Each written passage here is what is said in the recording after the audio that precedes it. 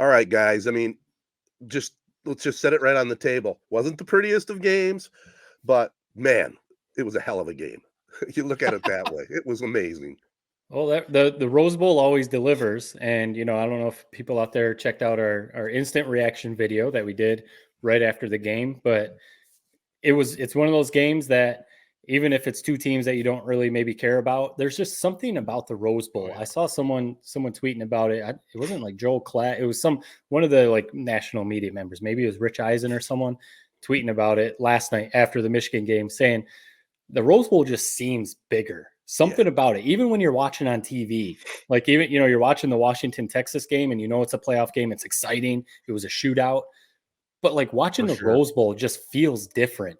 I don't know if it's, the cool views with the mountains, the sun always starts off a bright LA day and then the sun sets throughout. So then it turns into a night game and you've got those awesome Michigan jerseys under the lights, the classic Alabama jerseys under the lights.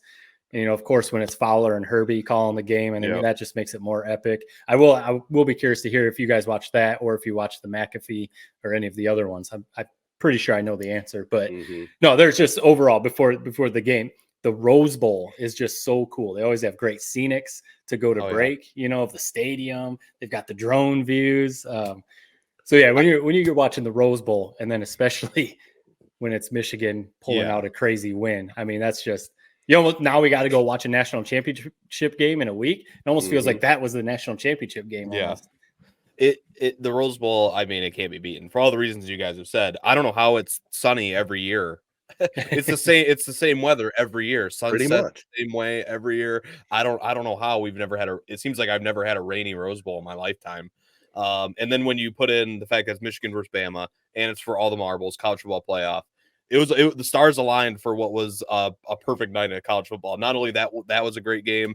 The Washington Texas was also a great game. But like you said, I think it's something to do with the fact the Rose Bowl's outside. Yeah. Packed house, and like I hate the domes that they always play these semifinal games in, and always the national championship. I wish that they would go to some more of these outside venues. I really do. I mean, play it wherever. Like if it has to be on the West Coast because of that most of the time, so be it. But what a game. I really, what more can be said? I mean, we're going to obviously talk about it for probably the next 20, 30 minutes, maybe more, but it just was unbelievable. I'm still pretty much in shock. It's a game that my entire lifetime, we were talking about this before we recorded. It's a game my whole lifetime, all my sports teams, not only just the Michigan Wolverines football team, a game like this, maybe they play close, but at the end of the game, they're going to rip your heart out. That moment just never came. And I'll be honest, you guys know, I thought they were going to lose this game by 2 scores. I really did. And when McCarthy threw that first, interception, what was your guys' thoughts when that happened? Let's just talk about that play for a second. I mean, when that happened, it was, oh my God, it was deja vu. It was like we were reliving the TCU game. Yeah. And thank God that guy's toe ended up being out of bounds, because what a horrible, horrible way to start that game. I mean, it was literally the first play of the game. Yeah. It was the first play of the game. And I didn't, when he started rolling out, I was like, cool, either take off or throw it. And it was one of those weird things, like, was he really throwing it away? Was he trying to make like an amazing throw? Because you would think if he was trying to throw it away, he would just chucked it 30 yards out of bounds. Yeah. So it's almost like he was trying to make an amazing throw. And then it really was. It was, I wasn't even like settled into the couch and stuff. I was still like standing there, trying to, all right, what am I going to eat? Well, get my drink or whatever. And all of a sudden Alabama's picking the ball off. And it was like, are you kidding me? And then, so, right. If that toe wouldn't have been down, I mean, they were on probably the 30-yard line. Who knows if they punch it in for a touchdown, and that's a completely different game. So outside of that play, very head scratching, whatever. JJ, maybe had a couple throws that were a little off, but there were some drops. There was pretty obvious drops.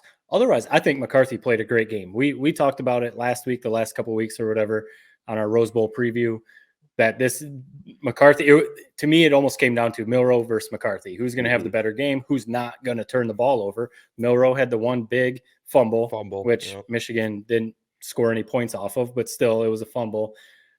McCarthy didn't turn the ball over. He threw 3 touchdowns and played a pretty efficient game, had a couple big runs. I kind of wish they would have let him run a little more, but he ran enough. A couple times they needed a big run. He did it. And I think that was a legacy game. Went to the Rose Bowl and beat Nick Saban in Alabama. And especially with that last drive, there was like under 3 minutes left.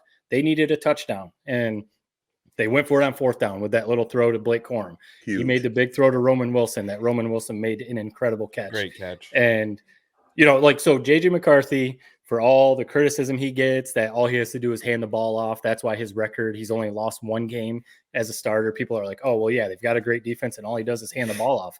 No, I think he proved that if you need to rely on him, you can rely on him to make big plays. I think he proved that last night. JJ McCarthy, Jim Harbaugh said it. Jim Harbaugh said that he's the best quarterback in Michigan history.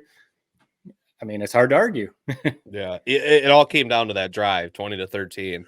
I mean, you basically that decided if he played a great game or if you look back and you kind of scratch your head a little bit. I mean, it was such a weird feeling. Like you almost didn't have fun the entire game. It was like you were just thinking back on like it was a new mistake every like 5 minutes, a new head scratching error. Even when like things didn't go wrong, like when Michigan finally did score and make it 20-20, and then they bring in the new punt returner Thaw, and then he muffs it. Tell me in a different life, he muffs that, scoops it up in the end zone, gets tackled for a safety, and that's how that game ends. Like that was like if this was the Lions playing in that Rose Bowl, that's how it would have ended. It would have been a play like that. That probably ended up being the number 1 play of the game. Just him staying in bounds. Yeah, it was a good play by him to after the initial muff to keep it in play and make sure that he got down at the 1 yard line. But there were so many ballsy plays on that final drive. I mean, Sherrone Moore, Ted, you kind of question some of his calls. I get some of the concerns with a lot of the trick plays, but I loved them. All of them really should have worked. I mean, you needed McCarthy to make one hell of a play on the double pass for that to work. And the flea flicker was wide open if Corum just flips it back to him. I don't really fault Sherrone Moore for that. But what I did love is they had that little, we've been wondering where it's been all year, that little Blake Corum throw. I don't think we've thrown a pass to Corum all year. I know that's his first receiving touchdown. Yeah. And 2 critical junctures, they leaked him out of the backfield, and Bama wasn't even accounting for him either time, and it just killed him. So I thought Sherrone Moore had a good game. I just felt like it was more so the players on the field were making some kind of mental errors that they haven't made all year. I think the month layoff plays a big part of that too. I mean, they're not in week in, week out routine, playing and running those plays at full speed. I mean, I know it goes both ways. And I will say this, I'll take the bullet because, man, when I'm watching the game and hitting the text string between you guys and the rest of the family, it's all emotion. All emotion. Yeah. That's all it is. Yeah, it's emotion. I mean, you feel like you're out there on the sidelines, Right. That's the feeling you have going. Yeah, the trick plays, I mean, the double pass with Donovan Edwards, he kind of overthrew it, but he's the type of guy, he's proven he can make those throws. So I'm not mad at that. He just kind of overthrew McCarthy, but that play that McCarthy made, I mean, he went up, he's running backwards. Yeah. He Amazing. caught that ball with one hand. I mean, that's a catch that you don't see receivers make. And then he spun around with a defender coming at his face and threw it like off his back foot and really like a dime. He threw it right to the receiver. So, and that play, that would have been one of those because it was a backwards pass. Oh, it's from a touchdown Edwards. for Bama. Right. So if he doesn't get it, that could be a scoop and score. If he just catches it and gets sacked, it's like a 15-yard loss. So that's just another play right there with what I was saying about McCarthy. That's one of those plays that, prove yourself, like winning time. Like if you're going to be a legendary quarterback, you make plays like that. And he did. And the flea flicker, I'm just kind of like over the flea flicker. They do it every game. It's like, all right, it's coming every game. And yes, when you see that replay, Herb Street was talking, or Fowler, one of them said, Michigan fans, you're not going to want to watch this because Morris was wide open. Right. If McCarthy gets that clean, it's probably a touchdown if he makes the good throw. But again, like you said, Corum had a dude come in his face. He had to just basically like try and flip it back. And so I'm not mad at the plays. They run that all the time. So you knew it's coming at some point, but I'm sure Ted, you love it too. I'm glad. And when they went to overtime and even a little bit at the end of the game, they said, what's our bread and butter? We're running the ball. I mean, we're overtime, man, we're going down with Blake Corum. They brought in 13 personnel. That touchdown run that they had, I tweeted out from our 3 Point Pod Twitter page. they had 13 personnel. They had 5 guys on the left side of the offensive line. The only guy, they had 1 receiver split out, Cornelius Johnson. Otherwise, every guy was packed in. And it's basically awesome. Here, like hat against a hat. We're running the ball. And it was perfectly blocked, and Corum made a hell of a run. I mean, that was a run to break the rushing touchdown record for Michigan in the Rose Bowl in overtime against Alabama. I mean, there's nothing more legendary than that. And it was just an amazing run. So it was a game that, like you've said, or we've kind of been saying a little bit since Bama's been there. Bama's won all these national championships with Nick Saban. Yes, this is a different era, maybe, if you want to say that, of the Alabama dynasty, but they've been there. So it just kind of felt like, with all the mistakes Michigan was making, Bama got the lead at the end of the game. It just felt like, I don't know if Michigan's going to be able to overcome that. You know what I mean? And so for the fact that they did, I think that gives Michigan even more credit in Jim Harbaugh and these players. Yeah. Well, Michigan obviously made enough offensive plays to get it done, but we haven't even touched upon the defense. Right from the get-go, the defense sent a message that we're here to play, and you're going to have to deal with us. Yeah. And really, that helped when Michigan started off slow. When McCarthy did throw that interception, the defense had to step up, and they played just so good that whole game. Milroe was running for his life half the time. He was. Yeah, and that's one thing. Alabama, one of their, I guess, Achilles heel all year is giving up sacks. Their offensive line hasn't been great. You know, Alabama always has all 5 stars on their offensive line, all guys that are going to be playing in the NFL. But this maybe isn't one of the better offensive lines for Alabama. And I think Michigan probably saw that on tape and said, hey, we got to get after Milroe, pressure him, because he's super athletic, very skilled. But if you pressure him, you know, you can kind of rattle him and get him off his game plan, I guess. And that's what they did. I mean, what they end up with, like 8 sacks, 7-8 sacks. And they were all big time sacks. I mean, when Alabama was driving or when they were starting to change momentum, they would come up with a huge quarterback sack. And the defense played awesome. The fumble that they forced, and, you know, they didn't get beat. One thing, Milroe and Alabama, one thing they did all year, and we saw him trying, was hit those crazy deep balls. I mean, he would just drop back. One of their receivers would go, and he would just chuck it.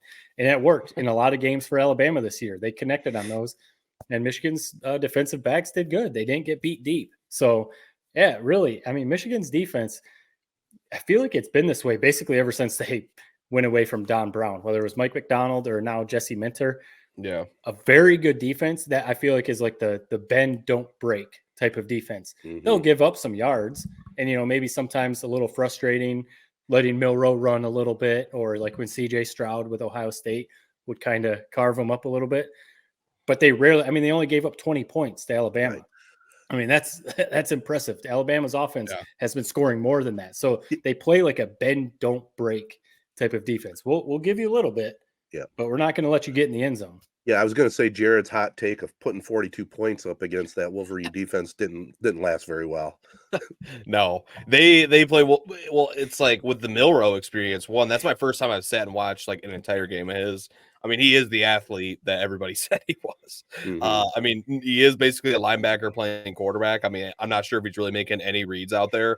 Other than, like you said, kind of just what I like to call spraying and praying, just chucking it downfield, hoping 1 or 2 of them connects for some big plays that opens up the defense. But I mean, when he started kind of heating up in the second half, when Bama got that lead and it looked like they were draining the clock, I mean, until Bama shot themselves in the foot, it's like there's no way we're going to be able to stop these guys running attack. But the defensive line came ready to ball, man, and Milroe just didn't quite understand how to maybe get rid of it a few times, and they had 3 or 4 of those sacks that were just absolute drive killers. Yep. And they played well. Will Johnson, I don't think we heard his name all night, which is a good thing. Yeah, exactly. It's like that's exactly what you want from your stud DB. Shut down Jermaine Burton. I think he was targeted like 4 or 5 times when Johnson was covering him and didn't have any catches. So beautifully, perfectly dialed up by Jesse Minter. I mean, we owe it all to that guy. Mike McDonald, we're all proud of what he's doing with the Ravens after just 1 year, resurrecting this defense from what it was with Don Brown. I mean, they're dialed in. Their game plans are sound week in, week out, and they finally have those kind of SEC athletes, especially on the defensive line. to go out and compete with these guys. I mean, have you ever seen Michigan or Alabama, for that matter, get mauled by a non-SEC team in the trenches like they did in that Rose Bowl? I mean, it doesn't happen. Surreal to see. I don't know if we'll ever see it again. That was unbelievable. Yeah. Now, a little negative side that they got to work on is special teams. I mean, they were terrible, man. I mean, they came into the game, so there's a metric that ESPN does, SP plus. There's different categories, but it basically measures how good you are in whatever category it is. They came into that game ranked number 4 in the country in special teams efficiency, basically, in SP plus. It's basically your ranking of how good you are at special teams. They were ranked number 4 in the country, and we know we've watched every game this season. They've been good at special teams, Field goal kicker was good, even after losing Moody last year, who's in the NFL right now. The kicker that came in has been solid. They're usually good in the punt return game. And, they're usually just good special teams, solid, clean. And I don't know what was happening, but started with the missed field goal or the missed extra point. That was just a bad snap. I mean, the ball just rolled. I mean, you saw the replay. It was just a bad snap. I guess, it happens sometimes. But that missed extra point came back to bite him a little bit. After, like I mentioned, after the Milroe fumble, the offense kind of sputters a little bit. And, I forget, it was probably like, a 40, 45-yard field goal. So, decent, kind of far. But that kicker is capable. And I mean, he shanked it. He looked like I went out there and tried to kick that thing. So heading into the championship, that seems like a bit of a problem. I don't know. It's like we haven't had to rely on our kicker. It feels like a ton this year. Yeah. Right. I don't know. And especially going into overtime when Bama has like what seemed to be like the best kicker ever freaking assembled on a college field, like Riker, I think his name was. Yeah. It's like all-time leading scorer or whatever his accolades were. I was really nervous that it was going to come down to those, like a kicking battle like we see a lot of times in overtime. But then Blake Corum became that guy and had a couple great runs. What did you guys make of the Alabama's punter too? When they needed to flip field position, he was punting the hell out of the ball too.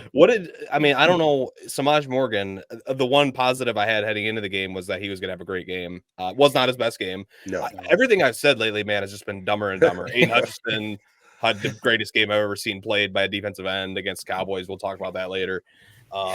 They need to figure out this return thing. I don't know who this Matt. You said that this Thaw guy has punts all year. Questionable decision sending him back there. Yeah, I think so too. I don't care if it's some like a Dunze for Washington or some stud. You just throw him back there with the lights that bright. It's like, God, they should have just not even had anybody field that punt. Right. You saw what happened. You fielded the 1 yard line. You're still gonna be able to figure it out and get it out. So that they need to figure out some secondary option. I think it's probably Roman Wilson. Maybe he gets a few more reps at punt returner this week. And if we have an issue like what we had with Samaj Morgan in the Rose Bowl, he can go back there and return some punts. But I don't know. Something needs to be addressed with that. It's funny, Morgan, he tried to make the play on that first one that he muffed. But he caught all right after that. It was a very questionable time to pull him out, I thought. And I got one other comment that says old school. What? I know punters are great and they're accurate, kicking that ball down to the 10-yard line or close to the goal line. Whatever happened to the punt return guy standing at the 10-yard line, and if that ball goes over his head, just let it go? What happened to that?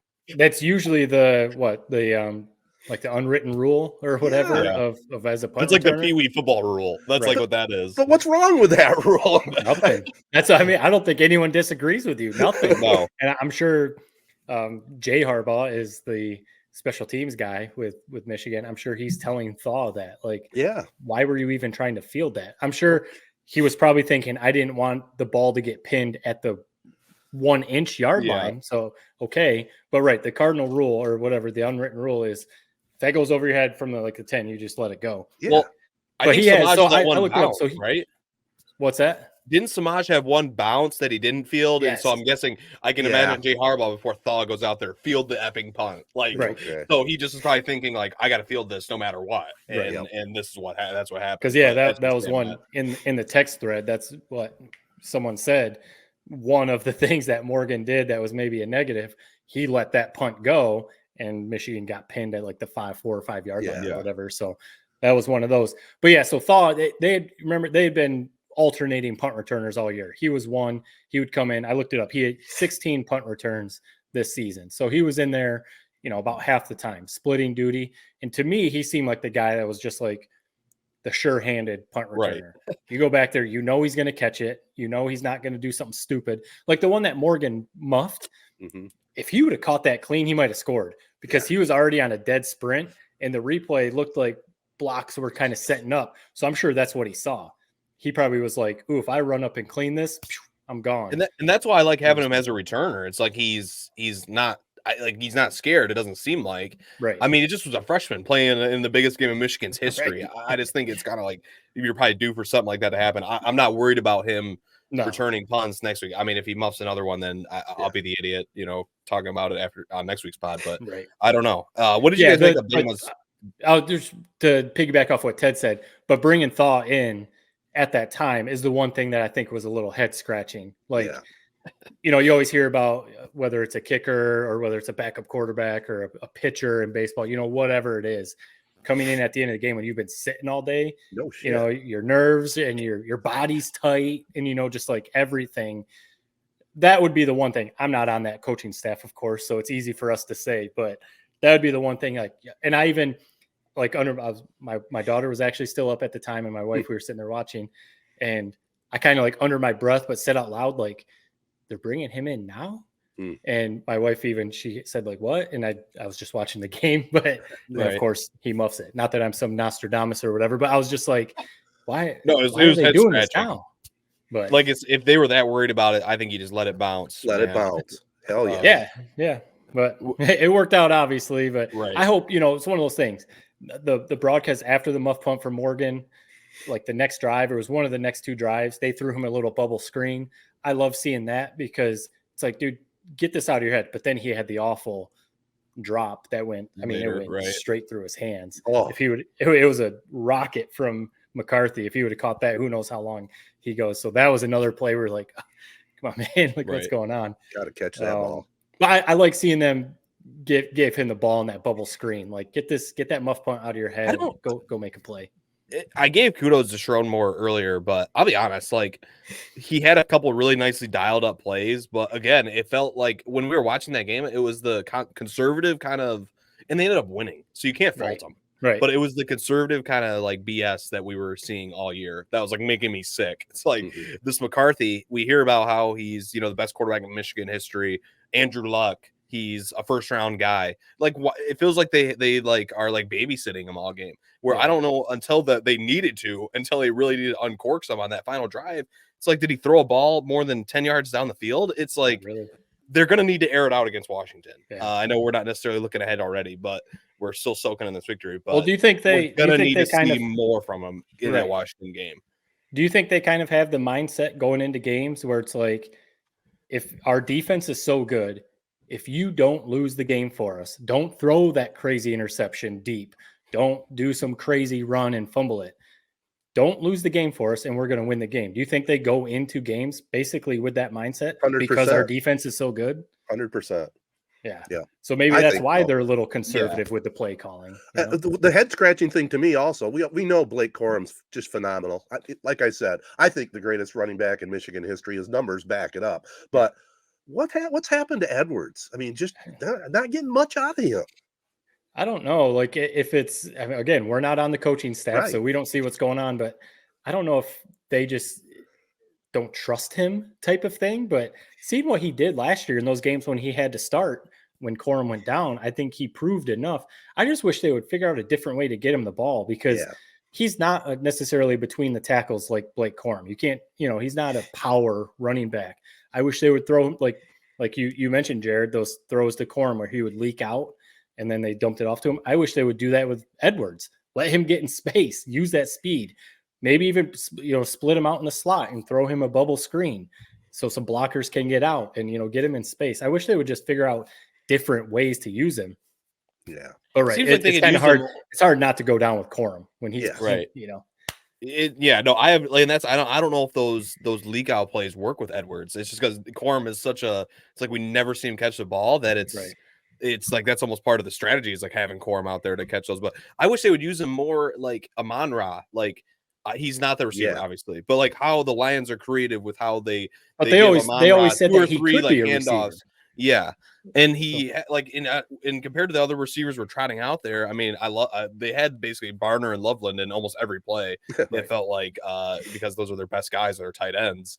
It just seems like we could use Edwards in a few more creative ways. You know, whether it's shovel passes, like where he lines up in kind of the wing spot, like we see with Amon-Ra or something like that. A few more touches a game, but just because of like the game breaking speed that he has, you know, like it almost feels like when he touches, you're almost like waiting for that one cut and then he's gone. Right. But they keep just handing him the ball up the middle. Well, he hasn't he just hasn't been that route runner out of the like we saw for him to be really really good and to be fully like he has to be like a Christian McCaffrey where it's like he basically a receiver lining up at running back. Yeah. Right. And you can run option routes with him and you can basically just wreak havoc on like man-to-man coverage from linebackers or safeties. And we just haven't seen that type of route running from him. Maybe it will come out. I mean, I really think we're going to need I'm going to say what I said in the semifinal game. We're going to need 35 points, I think, to beat Washington. Nobody can stop Washington, it looks like. Yeah. But one last little tie a bow on maybe on the Rose Bowl. What did you guys make of Alabama's final play call after 2 long timeouts and coming out and basically just going Jalen Milroe up the gut? What did you guys make of that? Then I'll give my thoughts. Well, I just heard Ted say terrible, so I think we know his thoughts. My only, I don't disagree with that. My only one thing is like I've said, you know, Michigan basically said we're going down with Corum. He's the guy that got us here. So that's why I don't disagree with Alabama's call. Milroe is the guy that got you there.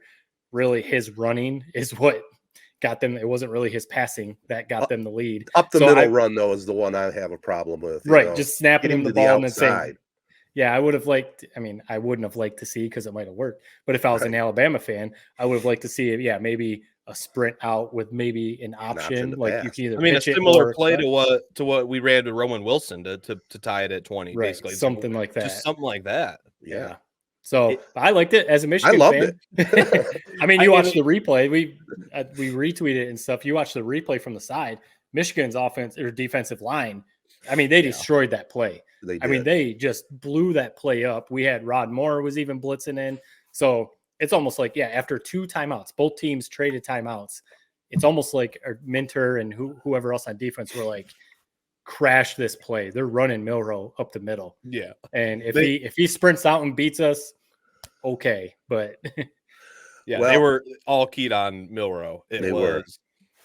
And have you guys heard the opinion that basically like if it wasn't a low snap, like he might have been able to get through? If you watch it, it does like because that low snap took out all of his momentum and he just restart. And by the time he even got going, it's like they're already in the backfield. Maybe I could see a world where somehow he ekes through or sheds a tackle if he's just full head of steam down the tracks. I mean, that's not a tackle I'd want to make.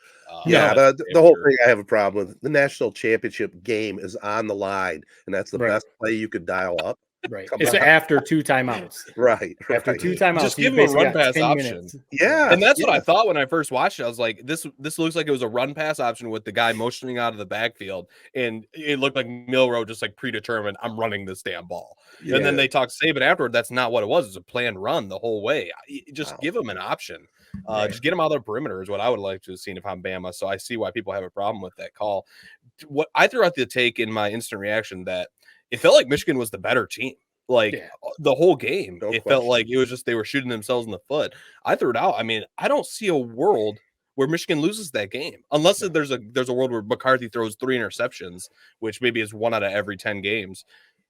That was a better team. I can't believe it, but it did not feel like a fluke in any way, or it didn't feel like a game of a lifetime in Michigan, which usually seems like what you need to beat Bama or Georgia.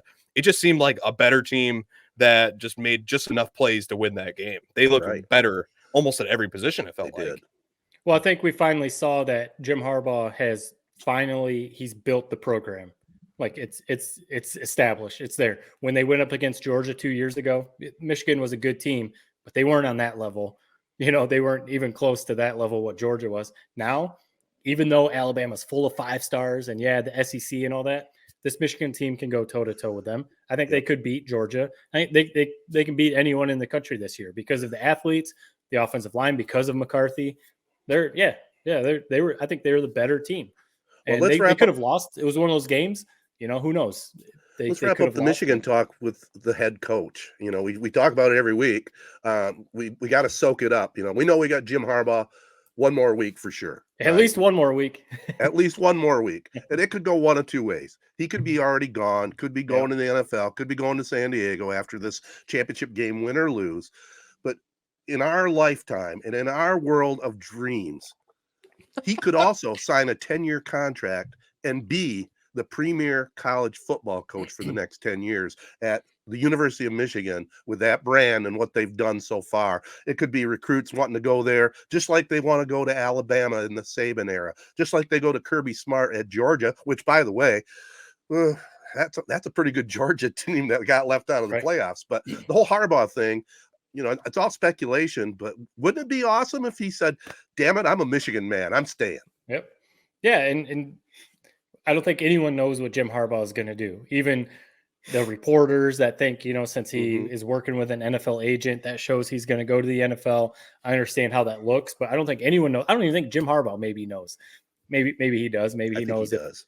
Yeah, I'm sure he is at least leaning one way or the other, But if he's going to stay, this is the time, because I'm not saying Nick Saban and Alabama's dynasty is over, but you can see they're not like flawless like they were, 8-10 years ago. Georgia's beatable. As good as Georgia is, I agree. They probably could have been in the playoff, but they're beatable when you're this good. They've gotten over the Ohio State hump. We'll see how they do next week against Washington, but if he's going to stay and sign that 10-year deal, it would be now. Because the stock is high. Transfers are going to, with the portal, they're going to want to come to Michigan. Recruits are going to want to come to Michigan with the NIL and everything. So if he's going to sign that 10-year deal and be like, yep, NFL, I'm done, I'm staying in Ann Arbor, it'd be right now. I mean, win or lose next week in the national title game, especially if they win. But it was pretty sweet seeing him host that Rose Bowl trophy. And just think about all the people who've been hating on him all year, really the last 8 years or whatever, just hating on him. All the radio show hosts that call him overrated and all that kind of stuff, and he's up there hoisting up that Rose Bowl trophy. But it felt good, man. I mean, my whole life I've been trying to, and just growing up where we are, 25 minutes outside of East Lansing. So you're surrounded by state fans. It feels like you're almost drowning at some point. And, you felt like our whole life, at least mine, going through, sit at the school table, the lunch table, you're defending what you think Michigan program is, that they are up there with the Bamas, that they are up there with Georgia, Ohio State, all those. And it's just and for your whole entire life, you had everybody clowning you, Michigan State fans, whoever, Ohio State fans, basically saying that's not true. You guys are not what you think you are. And finally they'll vindicate it. Especially during the stretch that you grew up during the Rich Rod Brady losing every game to Michigan State, essentially. It's just I think this seemed more unlikely than a Lions Super Bowl. The fact that they're really here, that they're right on the precipice of the mountaintop of college football, they're beating Bama, they're hoisting Rose Bowl trophies, they're winning Big Ten championships. It just doesn't seem real. I never thought that we would get here, and you guys lived it. That Ohio State mountain seemed insurmountable. Then this SEC, Georgia, Bama college football playoff mountain seemed insurmountable. So it's just they keep checking things off the box. Now there's only one more game to go. I can't wait for it. Who was there a team you guys wanted to see more so than another? Washington or Texas? I think Washington's not a good matchup. Michigan has great defensive backs, and they showed that. And I'm not scared of anybody now that we beat Bama, but Washington's pretty impressive offensively. They got some serious firepower. It's going to be an awesome clash of styles. Yeah, I think it's going to be the complete opposite of what we saw last night against Alabama, which seemed like a physical game. Even before the game, when Harbaugh was talking to Holly Rowe, he basically said this game's going to be won in the trenches. Whichever offensive, defensive line wins is going to win this game. I almost think it's the opposite against Washington, at least right now. My gut feeling, the Penix is going to put a lot more pressure on Michigan's secondary than Jalen Milroe did last night. The secondary, Will Johnson and the other guys, they're going to have to play their best game, because Washington, Penix can throw it all over the place. But if we see what Michigan's defensive line did against Alabama, if they can pressure Penix, then maybe that's going to throw things off. So I think Michigan maybe is going to have a different game plan too. They might need to rely on McCarthy a little more to keep up with Penix. So. Yeah, I think the better matchup would have been Texas, even though the game's in Houston, so Texas would have traveled real well with the fans. But I just think Penix, they got to deal with this kid, man. He can play. Like I don't remember if I said it on the air or off air, but I think he should have won the Heisman. And I watched Washington play quite a bit this year. That's a damn quality team. Good team. Yeah. I mean, it doesn't help when you have freaking 2 NFL wide receivers on the perimeter, Adunze and McMillan, and then just stud running back who's banged up. So I guess we'll see his status, but should be awesome. I mean, that you almost wish you could replay the Rose Bowl with these two teams. I mean, they're made for the Rose Bowl, man. So yeah. Well, it'll be a fun game. It's also cool to be talking about Michigan in the national championship. It's going to be awesome, man. It's going to be awesome. Go Blue all the way. Well, let's segue. We'll take a little break, and then we'll talk about the Detroit Lions and what happened in Dallas and a whole lot more right after this.